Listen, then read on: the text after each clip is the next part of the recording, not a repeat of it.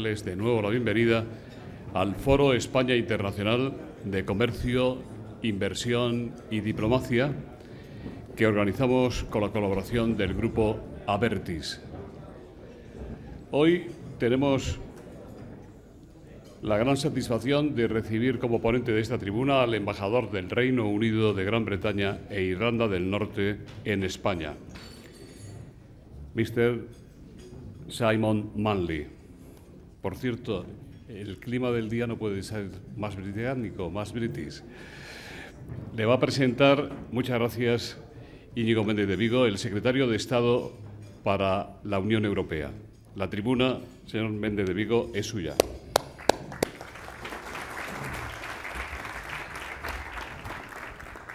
Muchas gracias, José Luis. Buenos días a todos. El pasado 19 de septiembre subí a esta misma tribuna para presentar a mi buen amigo Alain Désir, secretario de Estado francés.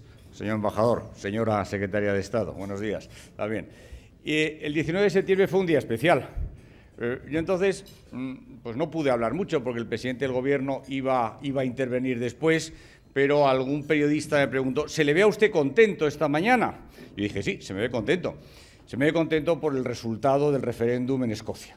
Y, por tanto, yo me alegro mucho de poder hoy presentar a mi buen amigo Simon Manley como embajador del Reino Unido y no desunido de Gran Bretaña e Irlanda del Norte. Y fue una buena noticia también, y creo que hay una experiencia que debemos sacar de la campaña del referéndum en Escocia, porque en la última semana, cuando de pronto parecía como si los unionistas pudieran perder, hubo una reacción europea muy llamativa, tanto el presidente de la República Francesa como de la canciller alemana, como el presidente del Gobierno de España, como el presidente de los Estados Unidos. Todos ellos, al unísono, dijeron que no querían una Europa de las regiones, una Europa de 70 o 80 estados, que lo que querían es que Europa fuera un espacio donde no se levantaran fronteras, donde se arrumbaran fronteras. Y eso es así porque levantar fronteras artificiales va en contra de lo que los padres fundadores hace 50 años, entre ellos Winston Churchill, quisieron para Europa.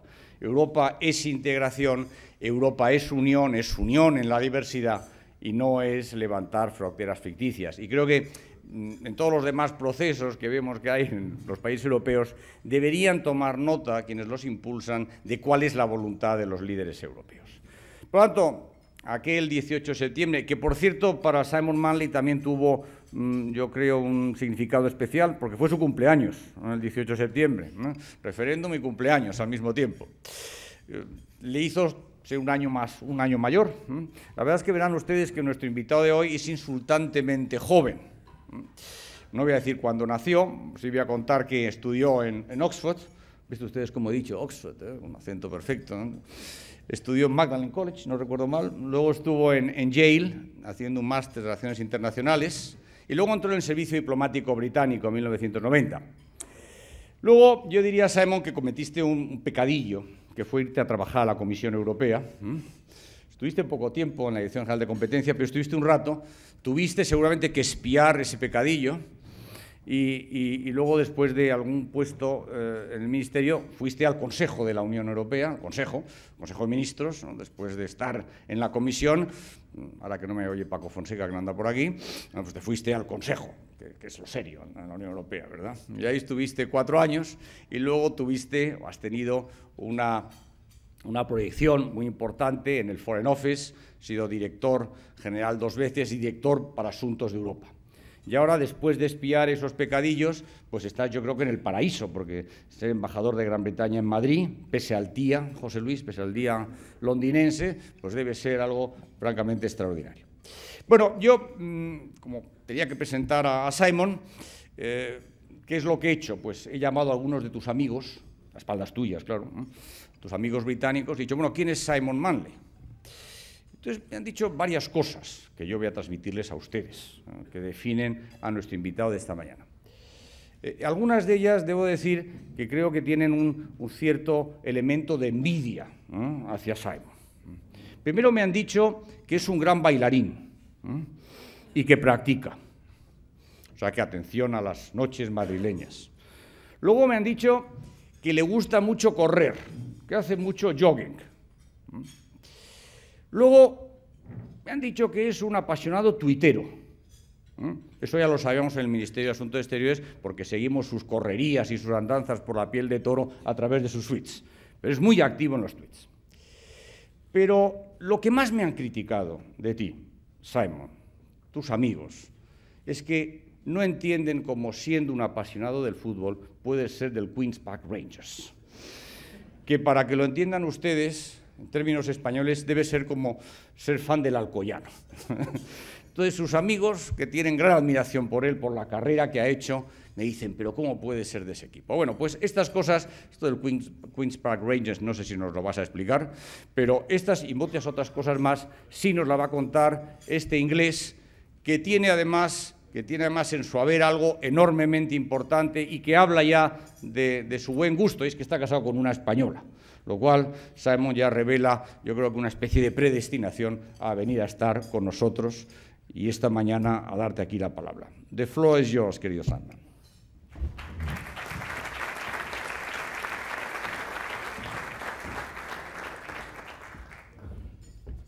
Bueno, muchas gracias, señoras y señores. Es un gran honor para mí estar hoy aquí dirigiéndome a ustedes.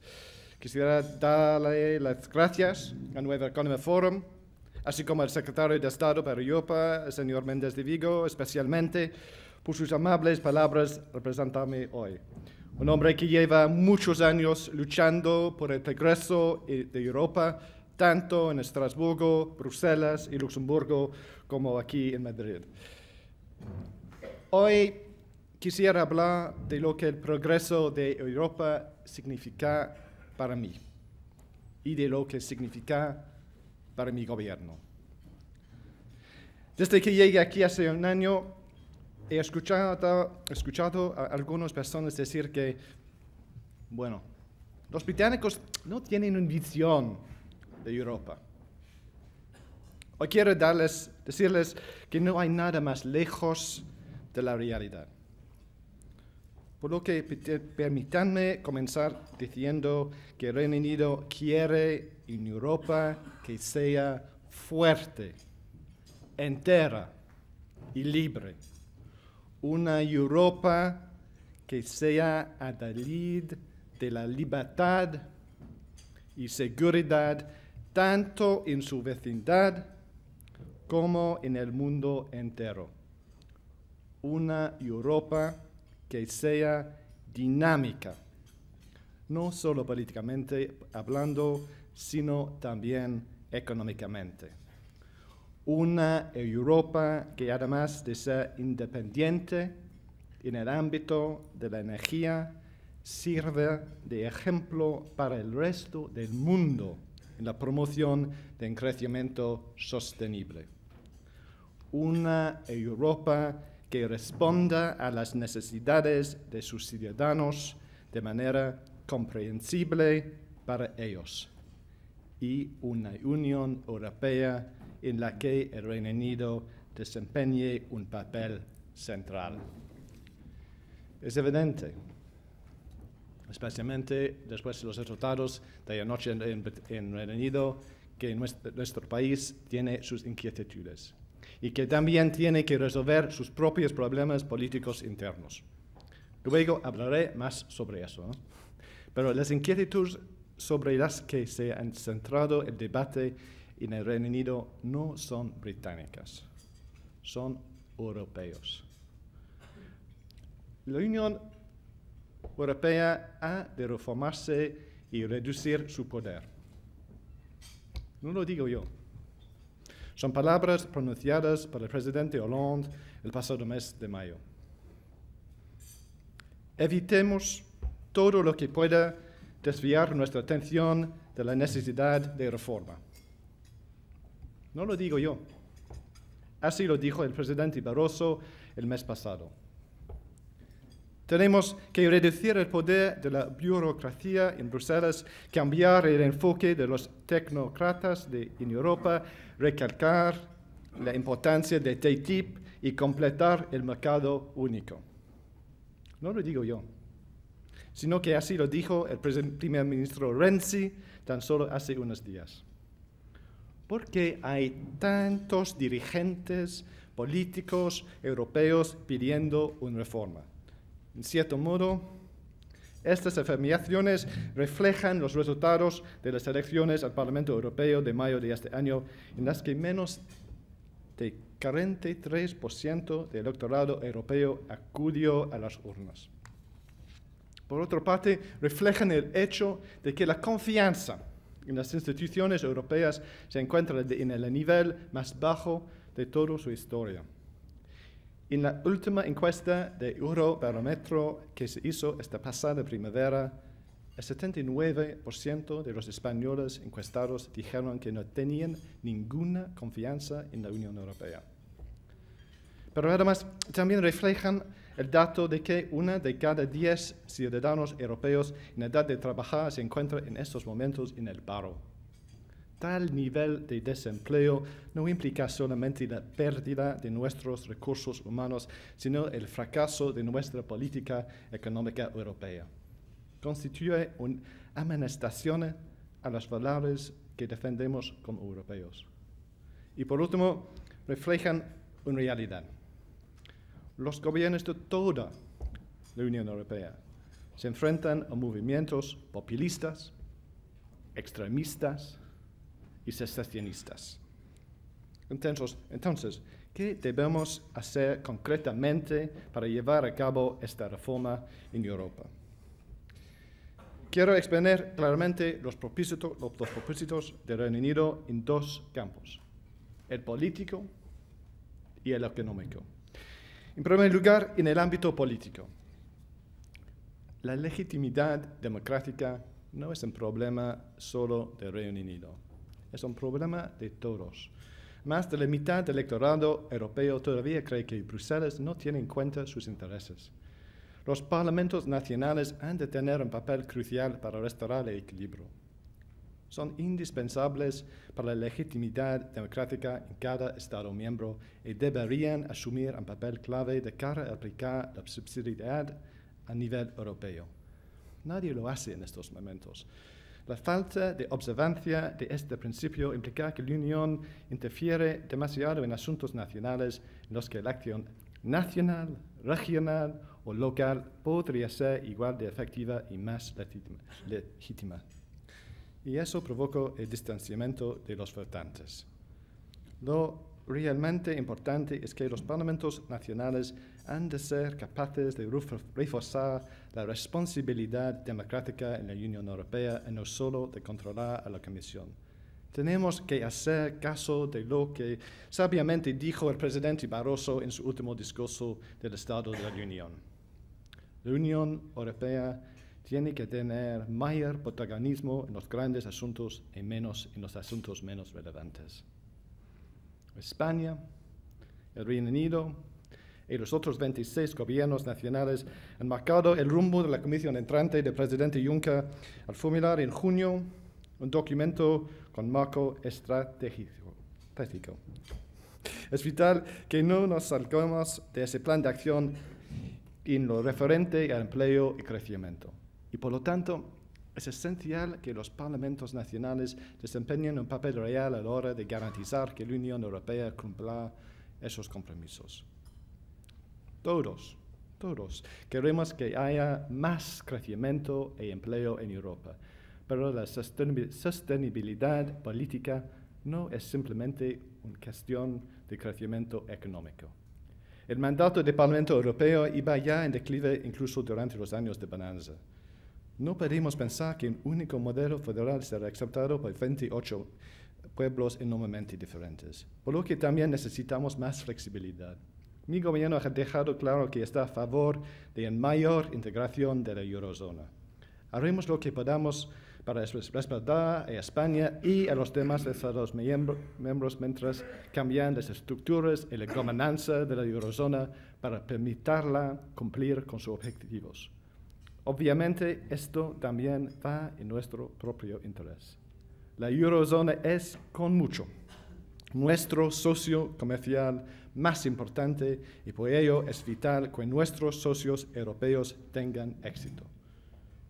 Pero tenemos que asegurarnos sobre la marcha de que dichos cambios funcionan no solo para la Eurozona, sino para que los forman parte de la moneda única. No solo del Reino Unido, sino también Suecia, Dinamarca, Polonia y demás, cuya situación es diferente en cada caso. Por eso se acordó en el Consejo Europeo de junio que una unión cada vez más estrecha no era el destino final para todos los Estados miembros. Cuando el Reino Unido habla de flexibilidad, no se refiere a socavar el acervo comunitario o el mercado único.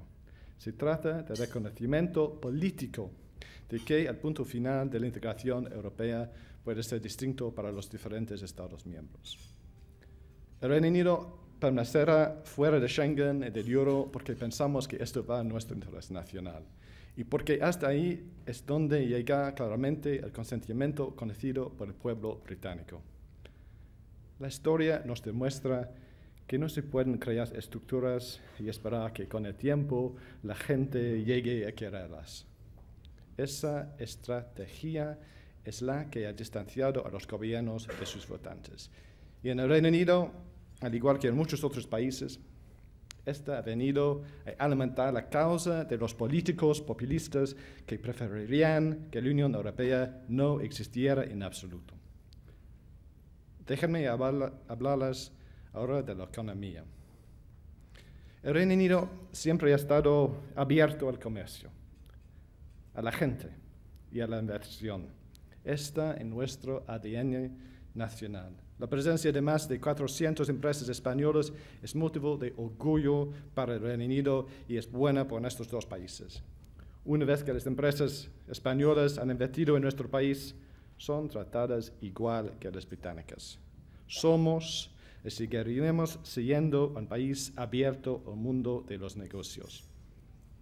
Gracias al mercado único, Europa es el bloque comercial más grande del mundo. Es un gran don. Gracias al mercado único, la balanza del Reino Unido está vinculada de manera irrevocable a la de Europa. Pero, a pesar de todos los logros del mercado único, Europa no puede permitirse dormirse en los laureles. A lo largo de los últimos 6 años, la economía de Europa se ha estancado. En este mismo periodo, la economía de la India ha crecido en más de 1/3, la de China en casi un 70%. No se equivoquen, nuestro continente se está quedando a la zaga. La cuarta parte de nuestros jóvenes buscan trabajo sin encontrarlo. No obstante, no estoy aquí para darles ninguna lección sobre este tema. Nosotros, en el Reino Unido, hemos tenido que hacer más que la mayoría en Europa para que nuestra economía recuperara su nivel de actividad. Y nos queda mucho por hacer para asegurarnos de que podemos competir a nivel global. Pero los hechos hablan por sí solos. Más del 70% de la generación del conocimiento mundial tiene lugar fuera de la Unión Europea. Europa es la economía más grande del mundo, pero su participación en la producción mundial se verá reducida a la mitad a lo largo de los próximos 20 años. Sin crecimiento y con poblaciones cada vez más mayores, el estado de bienestar europeo se verá sometido a una presión sin precedentes. Los resultados de las elecciones del Parlamento Europeo demuestran que amplios sectores de la población exigen algo mejor. Una unión en los ámbitos de empleo, crecimiento y competitividad es central a la agenda de estrategia que acordamos en junio. Dicha unión requiere un mercado único genuino en el sector servicios. El sector servicios constituye el 70% de las economías europeas y representa el 90% de todos los puestos de trabajo nuevos, pero constituye tan solo el 20% de la actividad comercial entre los países de la Unión Europea. Los consumidores europeos podrían ahorrarse hasta 14 millones de euros al año si se explotaran las ventas online. La Comisión Europea estima que eliminar divisiones nacionales en el comercio digital añadiría unos 500.000 millones de euros a la economía europea tan solo en los próximos 5 años. En el Reino Unido, el 66% de los consumidores compran productos online a empresas nacionales, pero tan solo el 20% ha comprado algo por Internet que procede de otro país de la Unión Europea. Nuestro objetivo común debería ser asegurarnos de que el próximo Google o Facebook tenga el sello de Made in Europe. Para que este ocurra, es necesario que se produzca un cambio radical en la forma en que Europa concibe la normativa aplicable a la empresa. Ya se ha avanzado mucho.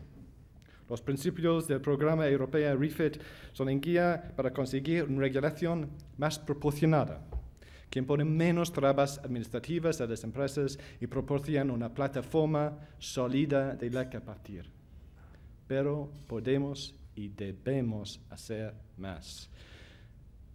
Ha llegado el momento de que la legislación europea incorpore el principio de one in, one out, lo que significa que por cada nueva ley se deroga la anterior. En el Reino Unido hemos pasado ya al sistema de una dentro, dos fuera. A nivel europeo, cada nueva norma debería ir acompañada por una eliminación de leyes existentes equivalente al coste de las nuevas medidas. No estamos hablando de desmontar la normativa europea. Se trata de asegurarnos de que la legislación es proporcionada y transparente. Reducir las trabas administrativas en un 25% podría incrementar el PIB de la Unión Europea en un 1,4%. Por este motivo, el Reino Unido le ha pedido a la Comisión Europea que durante los próximos 18 meses revise las barreras al comercio que existen en el sector servicios, comenzando por la construcción y los servicios a empresas. El resultado debería ser un plan de acción con propuestas concretas. Según estima la Comisión, la reducción de barreras al comercio en servicios podría añadir 230.000 millones de euros al año al PIB europeo, el equivalente a casi el 25% PIB español. Estudios del BBVA muestran que las grandes empresas en España aumentaron sus exportaciones en un 49% gracias a la eliminación de barreras en el mercado competitivo de los servicios. Menos regulación no tiene por qué implicar unos servicios públicos peores. La experiencia reciente de nuestros dos países demuestra que no existe ese canje negativo. Los avances que ha conseguido Jaime Pérez Arribas con su equipo de la CORE es prueba de ello. Dado que el Reino Unido y España son dos de los defensores más firmes de esta agenda en Europa, deberíamos trabajar codo con codo para hacerla en realidad. Sé que estoy predicando a los ya creyentes, pero la historia económica de España demuestra que la apertura trae consigo empleo y crecimiento. Dicha apertura tiene que extenderse a las relaciones comerciales internacionales de Europa. 1 de cada 10 puestos de trabajo en Europa depende del comercio con terceros países. La prioridad debería ser concluir un acuerdo verdaderamente ambicioso de comercio e inversión con los Estados Unidos. Este acuerdo trae consigo el potencial de incentivar el empleo y el crecimiento a ambos lados del Atlántico, y tanto España como el Reino Unido van a estar entre los más beneficiados. Déjenme ser claro. Oirán cantos de sirena, diciéndoles porque este acuerdo no va a ocurrir o no debería ocurrir. pero están equivocados. Cada familia europea se ahorraría de medida más de 500 euros al año si se trata este acuerdo. España tiene la suerte de tener a uno de los mejores secretarios de Estado de Comercio del mundo y espero continuar nuestra cooperación con España y en especial con Jaime García Legaz. Pero este tema no debería ser propio solamente de los ministros de Comercio. Es un asunto propio también de los jefes de gobierno de la Unión Europea.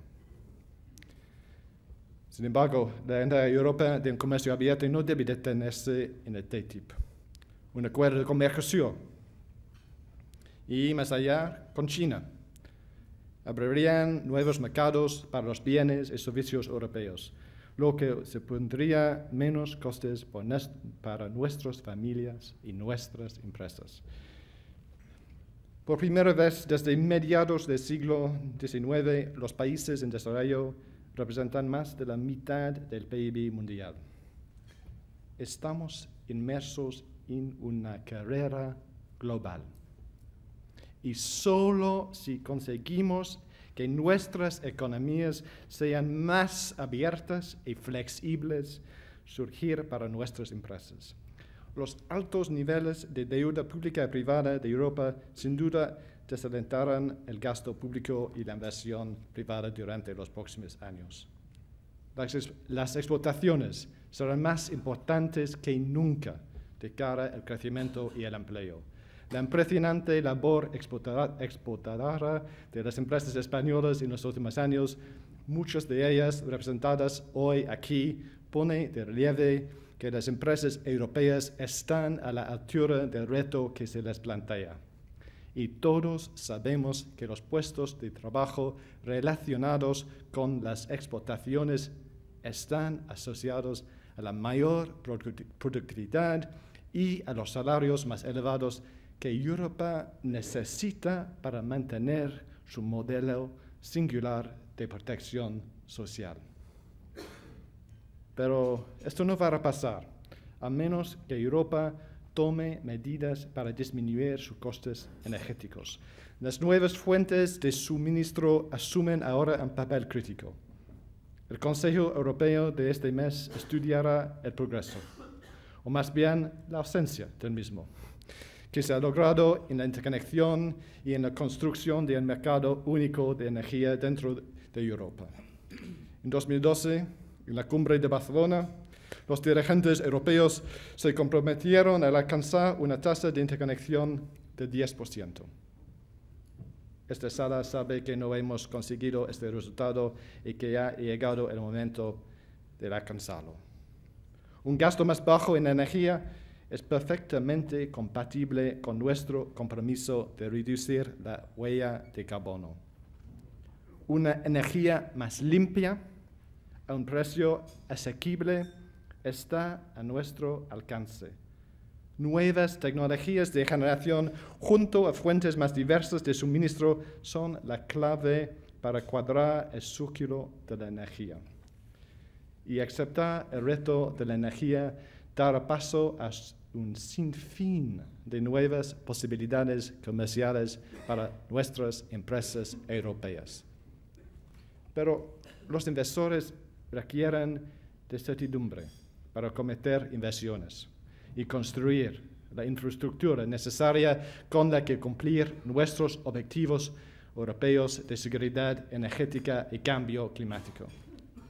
Mi gobierno se ha comprometido a cumplir un marco ambicioso de aquí a 2030 que tiene como propósito central reducir los gases de efecto invernadero en al menos un 40%.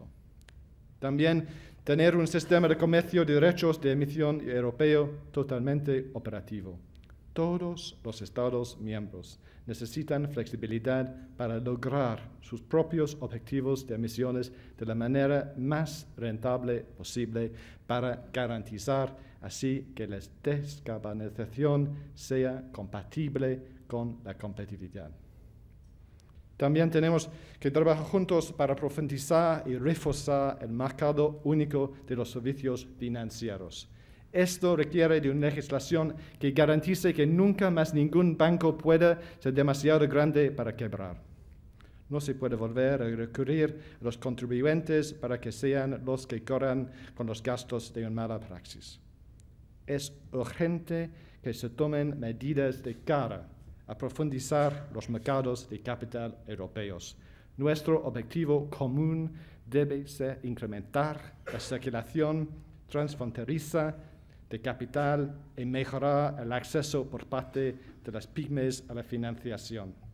Esto garantizar que las normas europeas se apliquen con coherencia y que las empresas puedan competir en igualdad de condiciones.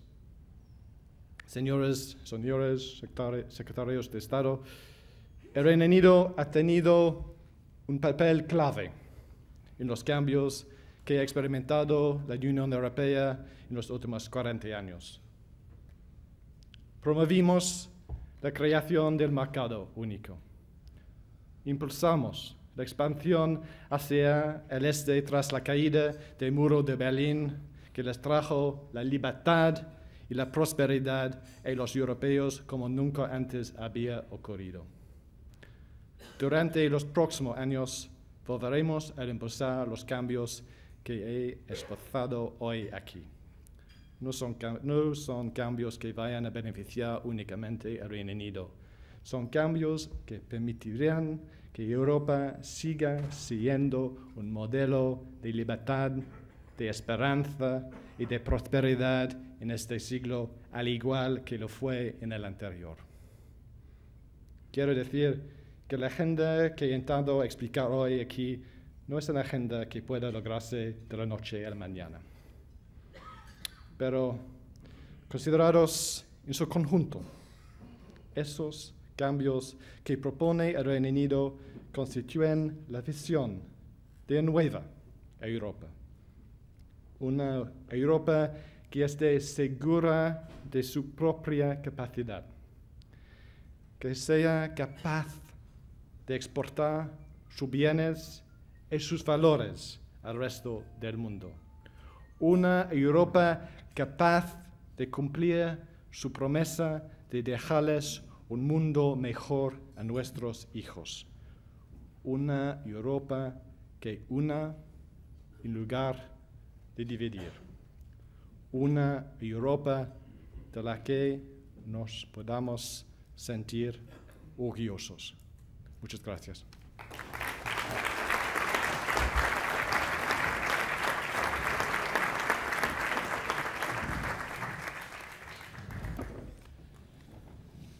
Muchas gracias. Hay muchas preguntas. Embajador Manley. Constantino Luaces dice que, y yo he sido testigo de ello, que el secretario de Estado Íñigo Méndez de Vigo ha puesto mala cara cuando usted ha dicho que en torno al 80% de los españoles no quiere estar en la Unión Europea. ¿Quiere precisar sus afirmaciones, que han sido parte de un discurso bastante euroescéptico en línea con las posiciones que viene manteniendo el Premier Cameron? ¿Podría precisarnos algo sobre la cuestión concreta que se plantearía en el referéndum sobre la pertenencia del Reino Unido a la Unión Europea?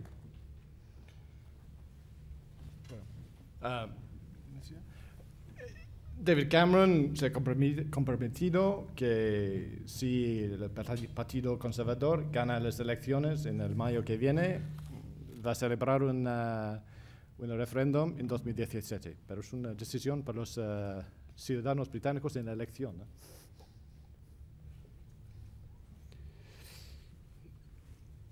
Seguimos con las preguntas. Luego seguramente volveremos a este tema. Luisa Ayllón, de ABC, y Carmen Ramírez de Ganuza, de El Mundo, le preguntan si va a apoyar el Reino Unido a España en su candidatura al Consejo de Seguridad de la ONU como miembro no permanente, o va a seguir la recomendación del Comité de Asuntos Exteriores del Parlamento Británico de boicotearla en represalia por el problema de Gibraltar. Bueno, hay una regla muy buena en el Reino Unido. Como miembro permanente del Consejo de Seguridad, no decimos nunca por quién votamos. Hay tres candidatos muy buenos por esta elección. Me temo lo peor, embajador. Beatriz Fernández, de Europa Press, dice: ¿qué medidas de seguridad está adoptando el Reino Unido como consecuencia del contagio de ébola en España? ¿Se están revisando, por ejemplo, los protocolos de actuación en hospitales? Hay otra pregunta de Amalia González. Dice: ¿le parece adecuada la respuesta sanitaria al caso del ébola que se ha registrado en España? ¿Cree que lo que está ocurriendo puede reducir la venida de turistas británicos, al menos momentáneamente? Bueno, las preguntas no son fáciles. No. Bueno, en primer lugar, creo que pensamos a la gente que afectado por esta enfermedad, en primer lugar. Y como país intentamos ayudar a la gente de Sierra Leone. Hemos celebrado una cumbre la semana pasada en Londres. Enviamos barcos, soldados y mucha ayuda para el pueblo de Sierra Leone.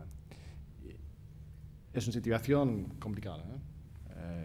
No quiero comentar sobre los asuntos domésticos aquí, pero tenemos confianza en el esfuerzo del gobierno español. Y, bueno, 15 millones de británicos pasan sus vacaciones aquí cada año. Más de 300.000 británicos viven aquí. Es un país que está al corazón de británicos. Por eso no quiero que vamos a ver un cambio en esta práctica. Lázaro Fernández le pregunta si considera absolutamente cerrada la pretensión independentista de Escocia tras la celebración del referéndum, o puede volver a plantearse este problema en el futuro. ¿No se quejarán de agravio comparativo los ciudadanos ingleses, galeses o norirlandeses? ¿Va a haber un parlamento inglés? ¿Café para todos?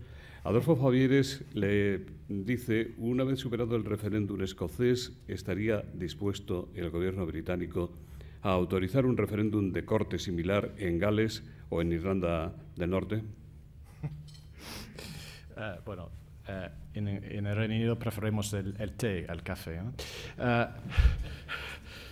Y bueno, tuvimos un referéndum el 18 de septiembre, mi cumpleaños, como dijo el secretario de Estado, con un resultado muy claro, muy claro, con un nivel de participación y de registración muy alto, 97% de registración, 86% de participación, resultado muy claro.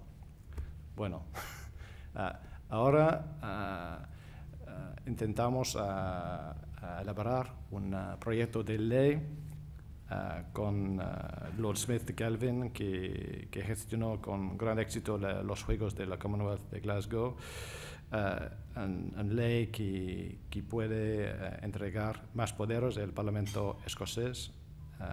Vamos a hacer este proyecto de ley antes de enero. Y claro, con este proceso en Escocia vamos a tomar en cuenta los intereses de los ciudadanos de Gales, Irlanda del Norte y Inglaterra. Pero los intereses no son idénticos y creo que no vamos a ver café para todos ni té para todos. La devolución de poderes a las 4 naciones de nuestro país se hará caso por caso. ¿Cuántas y cuáles serán las competencias que se van a ceder a Escocia? ¿Se llegará al nivel de transferencia de competencias que disfrutan las comunidades autónomas españolas? Vamos a ver. El objetivo es antes de noviembre acordar las propuestas sobre tributación, gasto y bienestar y publicar este proyecto de ley antes de enero. Pero lo que va a estar en este proyecto, no sé por el momento. Luis Ayllón, de ABC, vuelve a preguntarle. El ministro principal de Gibraltar acaba de decir en la ONU que la colonia tiene derecho de veto a una negociación bilateral entre España y el Reino Unido. ¿Está usted de acuerdo con esta afirmación? Luis Antonio Villena dice, ¿qué puede decirnos del diálogo sobre Gibraltar? ¿Cuándo podría reactivarse? ¿Será para hablar de todo o solo para hablar de un tema? ¿Qué tema? ¿Estará en la mesa también el gobernador principal de Gibraltar, cosa que España no quiere? ¿Cuándo van ustedes a cortarle las alas a Picardo? Usted ha visitado el Peñón. ¿Con qué propósito? Miguel Mazarrasa, ¿qué medidas está tomando y va a tomar el Reino Unido para evitar que en Gibraltar haya tanto fraude a la Hacienda española y blanqueo de capitales? Bueno, hay algunos que preguntas, ¿eh? En primer lugar, creemos que el diálogo es beneficio para los pueblos de Gibraltar y de España. Y soy optimista. Creo que podremos mantener una serie de conversaciones en las que participen todos los interesados en los próximos meses. ¿Incluso Picardo? Incluso el gobierno de Gibraltar, sí. Fabián Picardo es el ministro principal de Gibraltar, elegido democrático por los gibraltareños. Tiene competencia de gobierno propia sobre la Constitución de Gibraltar de 2006. Es una pareja importante para nosotros, por todo. Y el gobierno británico está a favor de conversaciones ad hoc en las que participen el gobierno de Gibraltar, el gobierno británico, el gobierno español, la Junta de Andalucía, representantes del campo de Gibraltar y otros actores relevantes cuando sea necesario. Pero sobre la pregunta, la posición del gobierno británico es bien conocida. El Reino Unido nunca entrará en un proceso de negociación de soberanía en contra de los deseos de Gibraltar. Y al final, sí, estuve en Gibraltar, habla mucho de Gibraltar con nuestros colegas del Ministerio de Asuntos Exteriores. Para mí es bastante lógico que conozco lo que pasa sobre el terreno y en las aguas. Este tema es muy sensible. ¿El secretario de Estado Méndez de Vigo quiere intervenir sobre este tema? El secretario Méndez de Vigo intervendrá cuando le inviten a intervenir, y aquí el invitado es el señor Manley, ¿no? No, José Luis, yo respeto siempre. La posición española es claramente conocida por todo el mundo, no tengo por qué repetirla, pero yo creo que el invitado es el señor Manley y no yo. Muy bien. Usted se sirve como quiera. May Mariño, de Servimedia, dice, España tiene previsto enviar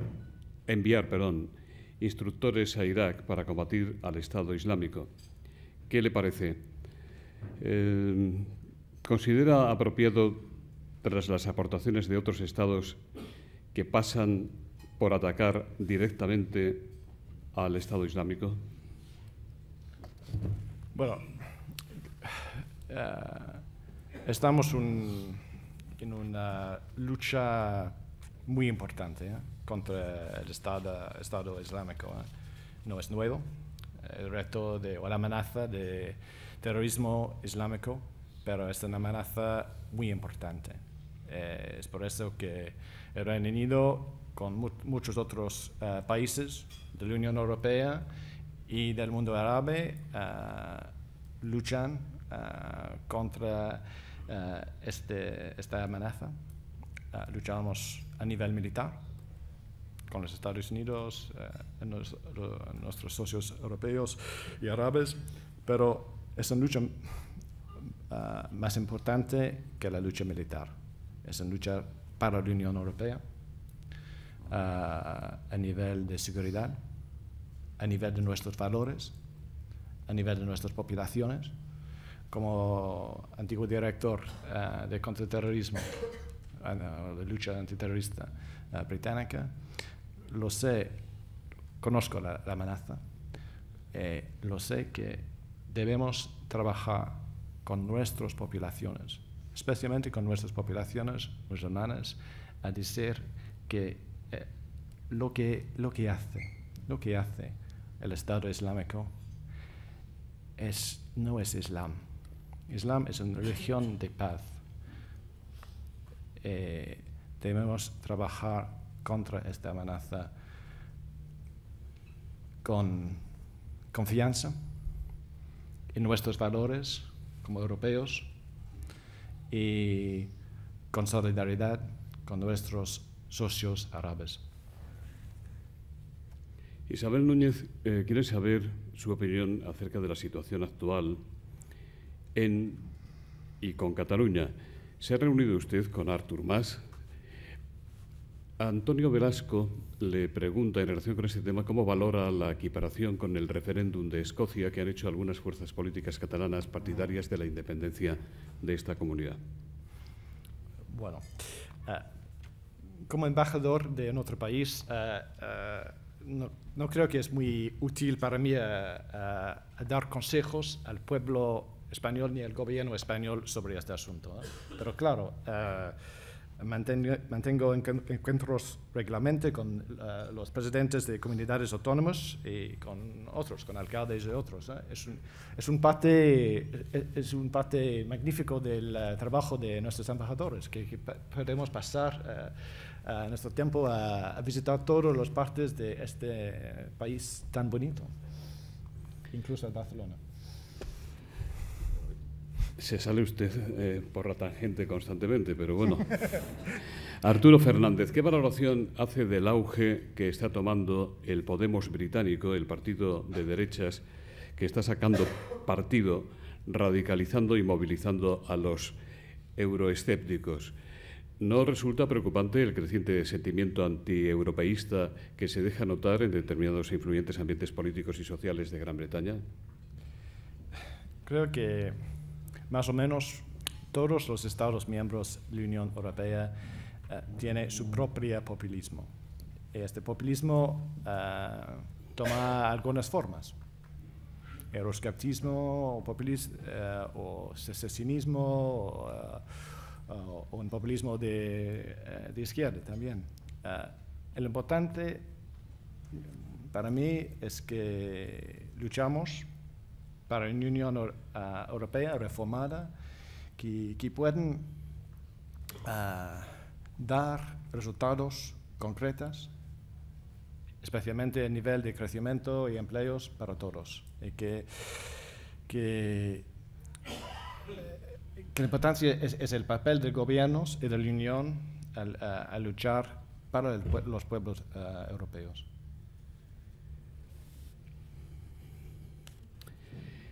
También le preguntan, embajador, si están en vía de solución los problemas que muchos ciudadanos británicos dicen tener en España en relación con la propiedad de inmuebles.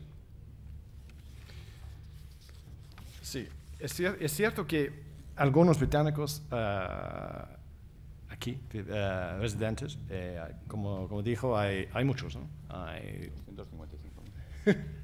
Sí, en el padrón. Hay más. Sí, creo que hay algunos británicos que no están en el padrón. Conozco a los británicos y cada vez que tengo en reunión con nuestros expatriados aquí, dice, bueno, ¿quién habla español? Primero.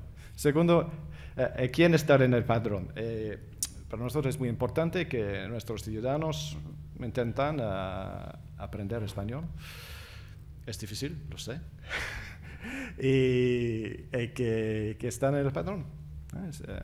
Pero, claro, que es cierto que algunos de estos residentes británicos aquí están teniendo problemas con la propiedad de sus viviendas. Pero las autoridades españolas están trabajando para solucionar estos problemas. Y hay una proposición esta semana de la Junta de la Andalucía, que es la bienvenida. Y nosotros continuamos animándolos a que así lo hagan. Pero creo que debería decir algo, que la gran mayoría de los británicos que viven aquí son muy felices, con razón, ¿no?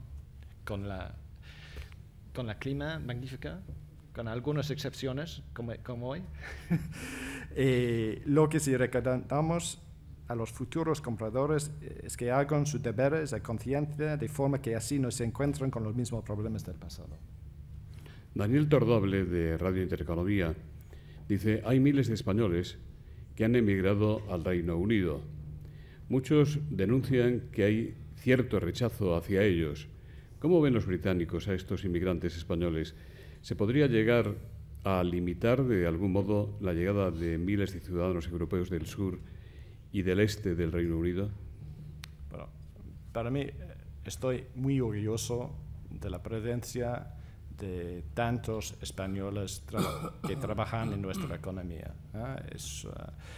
Nuestro país es abierto a la inversión y abierto a la gente que vienen para trabajar. Y creo que trabajan en todos nuestros sectores.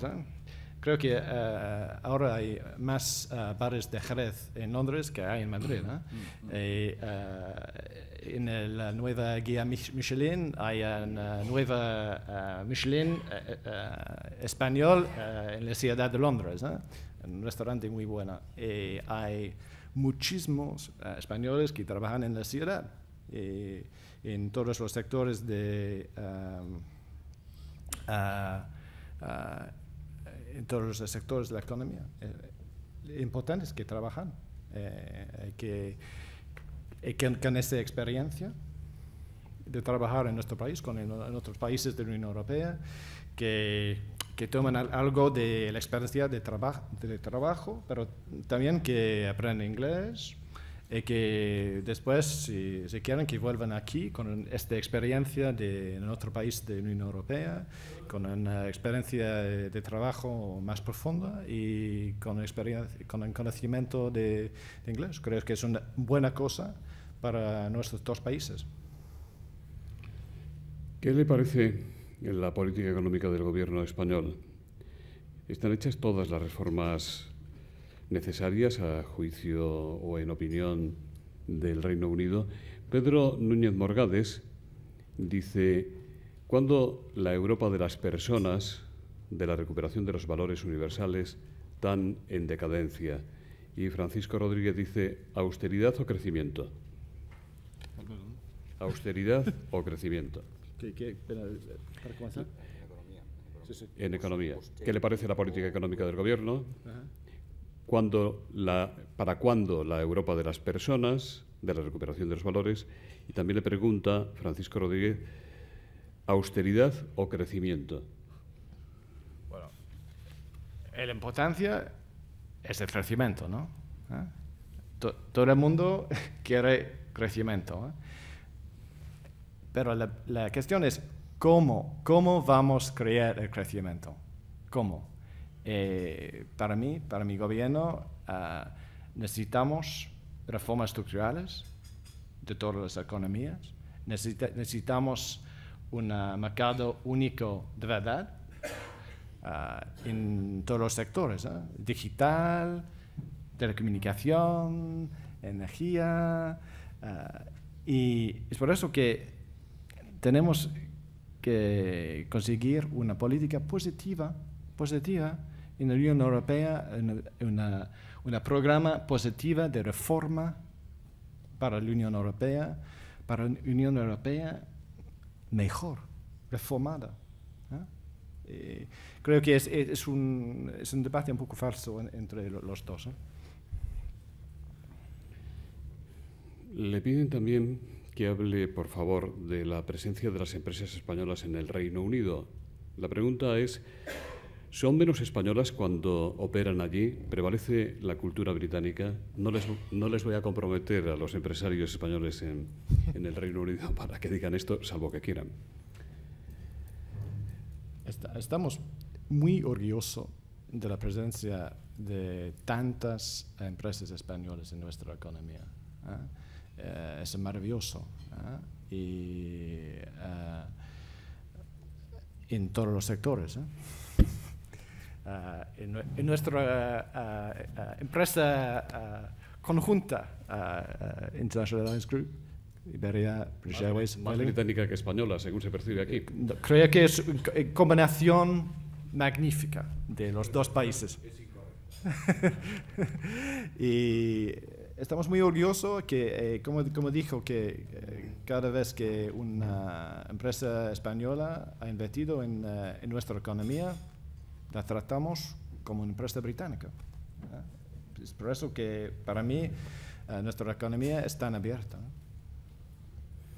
Más preguntas. ¿Hay diferencias de criterio o enfrentamientos en el seno del Gobierno entre conservadores y liberales? ¿Es previsible que los liberales se vayan del Gobierno antes de terminar la legislatura? Creo que no. Bueno, son dos partidos diferentes.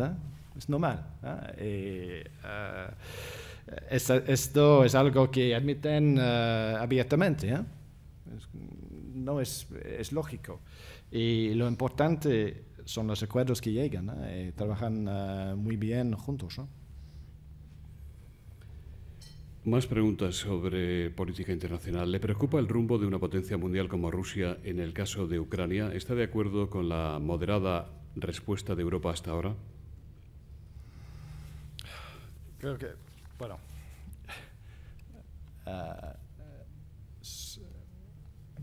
sé claro, este año Rusia, un país europeo, se anexionó una parte del territorio de su país vecino. Pasó a justificar el acaparamiento de esas tierras mediante un referéndum ilegal que se celebró a punto de pistola.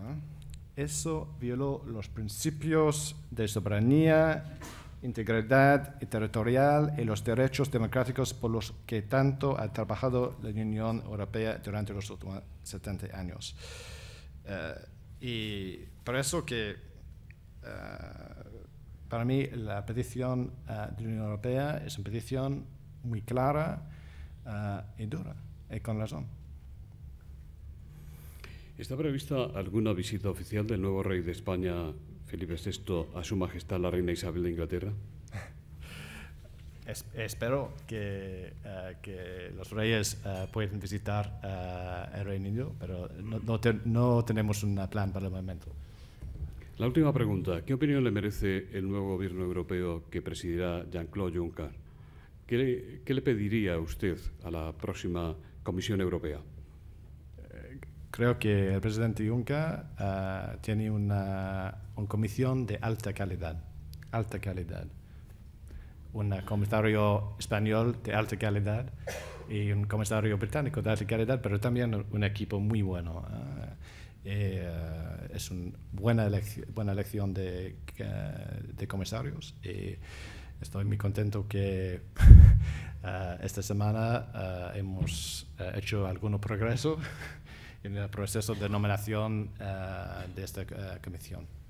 Vamos a trabajar cercanamente con el presidente Juncker y sus comisarios para una Unión Europea reformada en los intereses de todos los Estados miembros de la Unión Europea y todos los pueblos de nuestra Unión. Si me permite una pregunta de propina que me acaba de llegar desde Beatriz Fernández de Europa Pérez.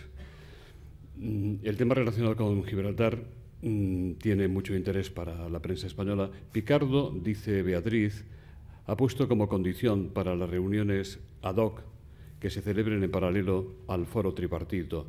¿Está de acuerdo el Reino Unido en esta línea roja de Picardo?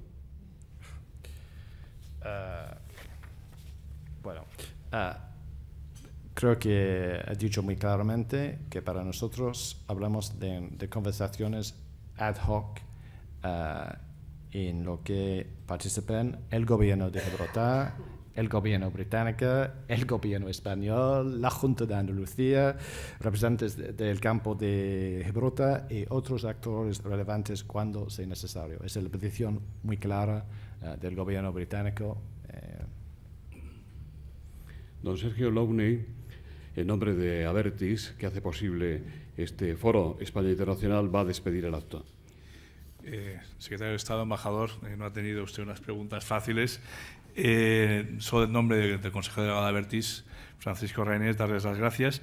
Desde este foro nunca me canso de agradecer a la diplomacia española su buen hacer y su excelencia, y sobre todo para nuestras empresas, porque siempre hoy en día es un honor poder estar en diferentes embajadas españolas y poder trabajar a favor de nuestras empresas y ayudarnos. Se puede trasladar eso también, obviamente, a toda la diplomacia europea, al embajador francés, irlandés, el belga, y obviamente al embajador británico, que es una pieza clave para esta Europa nuestra, que creo que tiene que dejar de jugar un poco con esa filosofía de fútbol que es más individual y que últimamente nos da muchos disgustos, e intentar jugar mucho más como el rugby, que es un deporte donde te lo pasas bien, ganes o pierdas, donde te unes mucho más como una buena melee, y creo que Europa necesita mucha fuerza, mucha unión para tirar adelante, y los británicos como inventores del rugby, y usted en particular, embajador, tiene mucho trabajo por hacer. Muchas gracias.